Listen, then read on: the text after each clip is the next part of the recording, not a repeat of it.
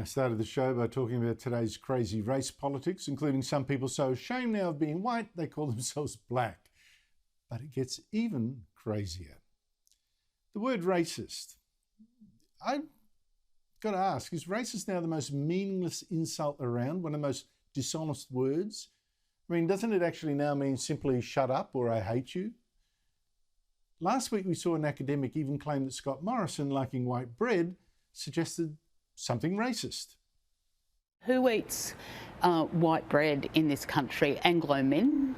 I think that it shows a deep lack of understanding as to who works in this country. I think that there's a deep intersection of race and class.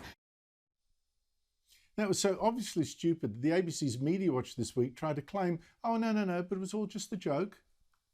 As for the academic at the centre of the storm, she told Media Watch the white bread comment was tongue-in-cheek, and she's shocked it has attracted so much fuss. So are we. Rubbish. She was serious, and just one more piece of evidence that race politics has gone insane, and the ABC doesn't want to admit it. In fact, now let me show you more of this madness. At Oxford University, a vegan extremist claimed that eating meat was racist too. The assumption that the best protein comes from corpses is a racist belief. White supremacists weaponized it, eating meat, eggs, and dairy. And the baiting of liberal men as so-called soy boys are all part of the neo-Nazi messaging. Staying in England, a West Ham soccer star was filmed slapping, hitting, chasing, and even kicking a cat. But his teammate, Michael Antonio, had this response to journalists. Do you think what he's done is worse than racism? In the United States, rapper Jim Jones saw even more racism when shopping in a Gucci store. We've been in Gucci for about an hour, right?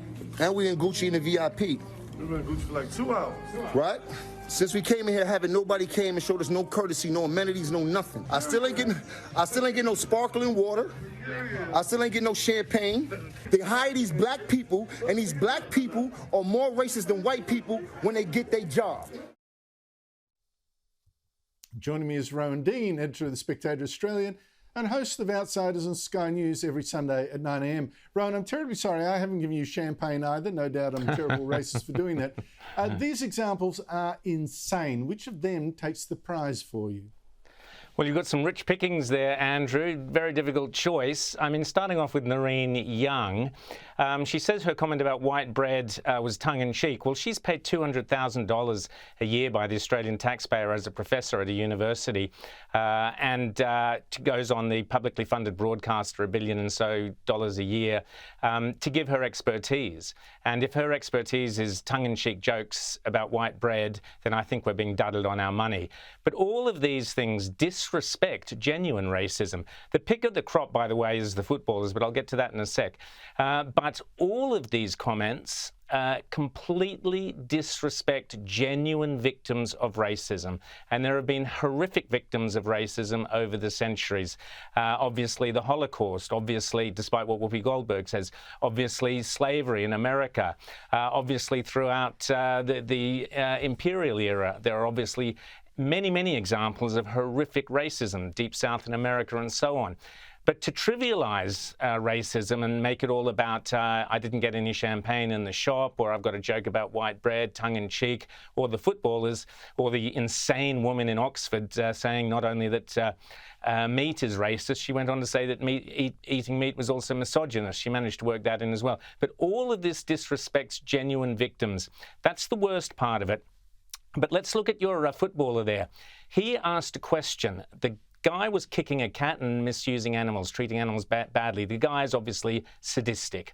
And yet this, the question from the footballer, from his mate, was, well, is it worse than racism? Well, that's one of those questions that the left are so good at designing, Andrew, where it doesn't matter what you say, however you answer it, logically, truthfully, honestly, in any way, your answer will be wrong. So if you say, well, actually, you know, being sadistic is worse than racism, then suddenly you're the racist, even though he hasn't defined what racism means. Racism could be the casual racism of someone, you know, using a name or calling someone, you know, a Greek name or something or other as a joke, or a French name. Hey, you know, so and so, and it's a cliche. That can be casual racism. Is that as bad as sadism towards a cat?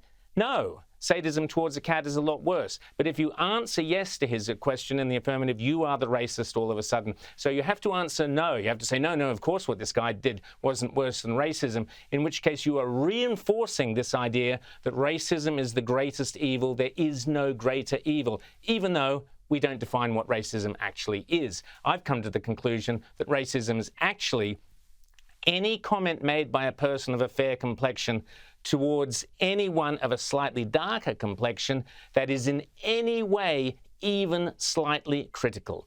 Now, if that's the basis on which we're going to run society, we've got all sorts of problems ahead of us, Andrew.